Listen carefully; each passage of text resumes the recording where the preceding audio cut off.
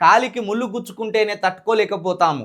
అలాంటిది సాయి ఈశ్వరాచారి పెట్రోల్ పోసుకొని చనిపోయాడు. ఎస్, బీసీ బిడ్డ ఒక చారి పెట్రోల్ పోసుకొని ఎందుకు ఆత్మహత్య చేసుకున్నాడు అనేది ఇప్పటి వరకు రాష్ట్ర ప్రభుత్వం కానీ పోలీసు వారు కానీ దీని మీద విచారణ చేపట్టలేదు.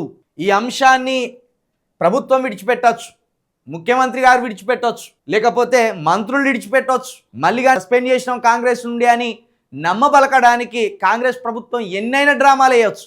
కానీ ముమ్మాటికి మల్లిగాడు ఇదే కాంగ్రెస్ కోవట్టే, బీసీల ద్రోహియే, బీసీలను శవాలుగా మార్చడానికి మాత్రమే వాడు ముందట పడతాడు.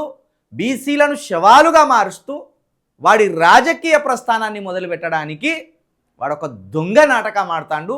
ఆ దొంగ నాటకాన్ని ఎన్హెచ్ఆర్సీ ద్వారా ఖచ్చితంగా బయటకు గక్కిస్తా.